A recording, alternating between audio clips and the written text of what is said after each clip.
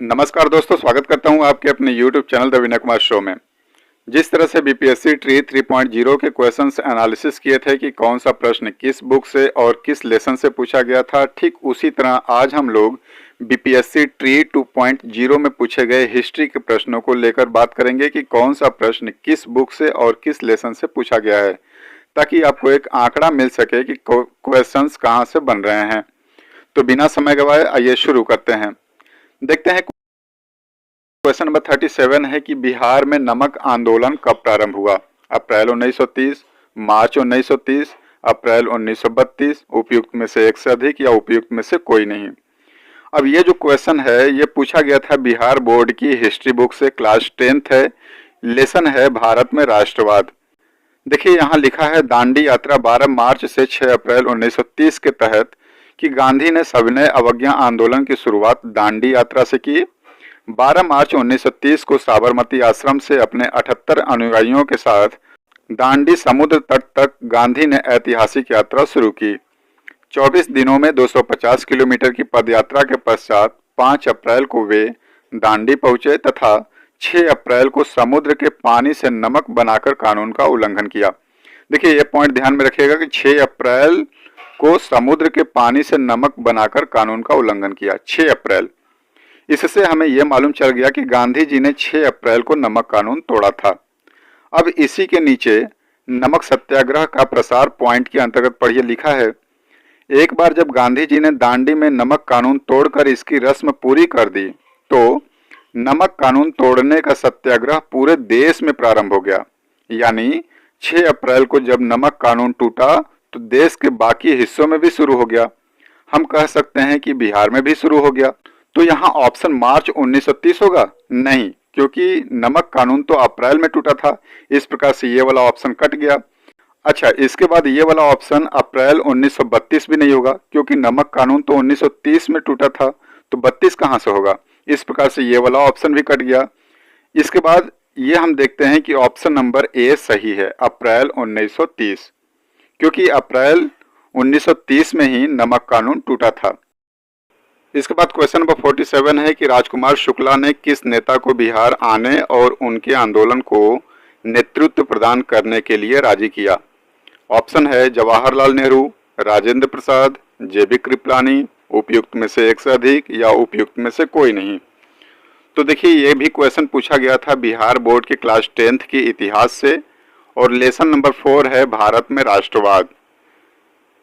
इसमें चंपारण आंदोलन टॉपिक के अंतर्गत लिखा है इसी समय 1916 में कांग्रेस के लखनऊ अधिवेशन में चंपारण के ही एक किसान राजकुमार शुक्ला ने सबका ध्यान इस समस्या की ओर आकृष्ट कराया तथा महात्मा गांधी से चंपारण आने का अनुरोध किया। और ये आप देख रहे हैं कि यहाँ पे राजकुमार शुक्ला ही थे जिन्होंने गांधी जी को बिहार आने के लिए राजी किया था। तो इस प्रकार से इस क्वेश्चन का जो आंसर होगा वो उपयुक्त में से कोई नहीं होगा, क्योंकि यहाँ पे महात्मा गांधी का जिक्र नहीं किया गया है। ऑप्शन में केवल जवाहरलाल नेहरू हैं, राजेंद्र प्रसाद हैं और जेबी कृपलानी है। तो इस क्वेश्चन का आंसर हो जाएगा ई, उपयुक्त में से कोई नहीं। नेक्स्ट क्वेश्चन नंबर 49 है कि 1915 में होम रूल लीग किसने प्रारंभ की। Gopal Krishna Gokhale, GS Khaparde, Annie Besant, उपयुक्त में से एक से अधिक या उपयुक्त में से कोई नहीं। तो ये भी क्वेश्चन बिहार बोर्ड की ही हिस्ट्री से है, जो कि यूनिट 4 भारत में राष्ट्रवाद है। ये जो भारत में राष्ट्रवाद है कक्षा 10 से, वो बहुत ही इम्पोर्टेंट है, वेरी वेरी इम्पोर्टेंट लेसन है ये। बहुत सारे क्वेश्चंस इसी लेसन से बन रहे हैं, जैसे कि यहाँ आप देख रहे हैं ये क्वेश्चन। अब यहाँ पे देखिएगा क्या लिखा है, 1915 से 17 के बीच एनी बेसेंट और तिलक ने आयरलैंड से प्रेरित होकर भारत में होम रूल लीग आंदोलन आरंभ किया।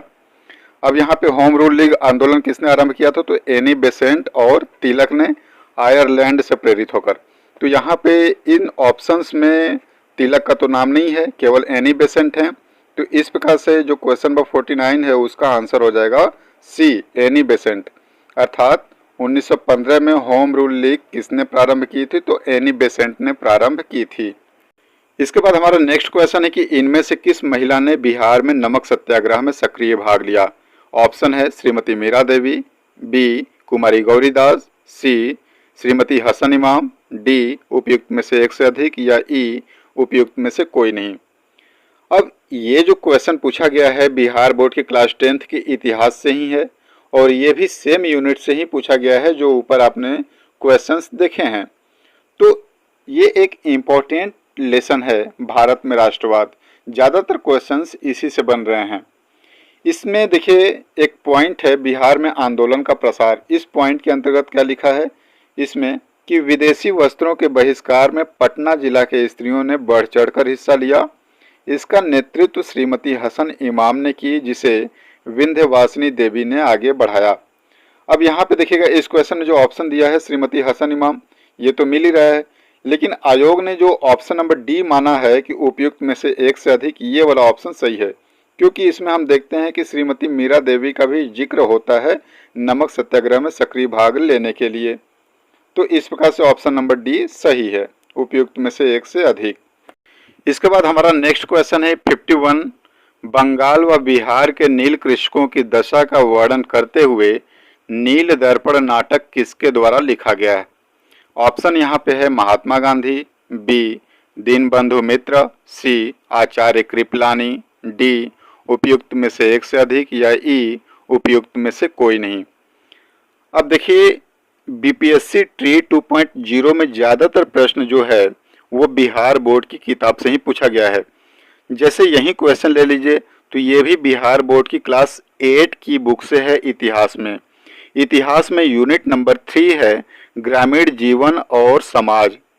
ग्रामीण जीवन और समाज नाम का जो लेसन है, उस लेसन में यहाँ पे एक बॉक्स में नीले कलर में लिखा हुआ है। आइए इसको देखते हैं क्या लिखा है। नील दर्पण, नील की खेती के कारण किसानों को जो कठिनाई हो रही थी उसे उस समय के एक बंगाली नाटक नील दर्पण में अच्छे तरीके से दिखाया गया है। यानी यह जो नील दर्पण है एक बंगाली नाटक है जिसमें किसानों की दुर्दशा को दिखाया गया है। इस पुस्तक के लेखक दीनबंधु मित्र थे। यहाँ पे स्पष्ट रूप से देखिए ये लिखा हुआ है कि ये जो बुक है नील दर्पण, उसके लेखक हैं दीनबंधु मित्र। यानी इस क्वेश्चन का जो ऑप्शन नंबर बी है वो सही है, दीनबंधु मित्र। लेकिन हाँ, आइए इसमें थोड़ा और आगे हम देख लेते हैं क्या लिखा हुआ है, ताकि हमें अगले एग्जाम के लिए एक प्रिपरेशन मिल जाए। 1860 में यह पुस्तक बिना किसी लेखक के नाम के छपी थी। यानी यह किताब कब छपी थी? तो 1860 में छपी थी, ताकि अंग्रेजों के गुस्से को उन्हें झेलना नहीं पड़े। यानी जब यह किताब छपी थी तो बिना लेखक के नाम के छपी थी, ताकि अंग्रेजों के गुस्से को उन्हें झेलना न पड़े। इसमें उसकी खराब नीति का बखान किया गया था। इस पुस्तक का अंग्रेजी में अनुवाद माइकल मधुसूदन दत्त ने किया। इस नाटक में नील किसानों की दुर्दशा वास्तविक रूप में सामने आई है।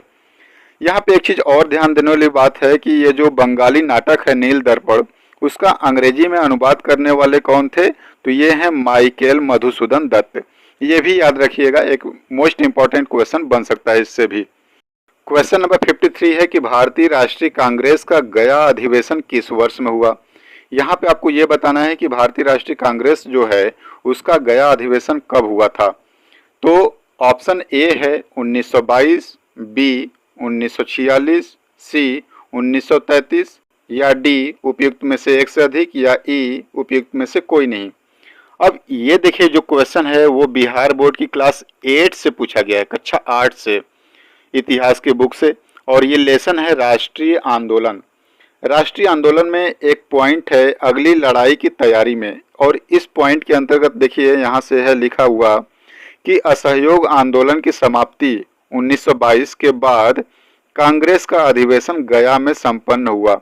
यानी जिस वर्ष असहयोग आंदोलन समाप्त हुआ उसी वर्ष कांग्रेस का गया अधिवेशन संपन्न होता है। तो ये जो क्वेश्चन का आंसर होगा वो होगा ऑप्शन नंबर ए 1922। इसके बाद 3 और क्वेश्चन को हम डिस्कस कर लेना चाहेंगे जो कि काफ़ी ढूंढने के बाद भी नहीं मिला। लेकिन ये क्वेश्चन क्या है, आइए एक बार देख लेते हैं कि आज़ाद दस्ता की स्थापना किसने की? तो आज़ाद दस्ता की स्थापना जयप्रकाश नारायण ने किया था, ये ध्यान रखिएगा। नेक्स्ट क्वेश्चन है कि इंडिया डिवाइडेड पुस्तक किसने लिखी? तो ये एक फेमस किताब है जो कि राजेंद्र प्रसाद की है। राजेंद्र प्रसाद ने इंडिया डिवाइडेड नामक पुस्तक लिखी थी। और वहीं नेक्स्ट क्वेश्चन है कि किसने 1913 में अनुशीलन समिति की एक शाखा की स्थापना पटना में की? तो ध्यान रखिएगा, सचिंद्र नाथ सान्याल थे जिन्होंने 1913 में अनुशीलन समिति की एक शाखा की स्थापना पटना में की थी। तो दोस्तों आज के वीडियो में बस इतना ही। मिलते हैं अगले वीडियो में एक नए टॉपिक के साथ। तब तक के लिए हमें इजाजत दीजिए अपने दोस्त विनय को। नमस्कार।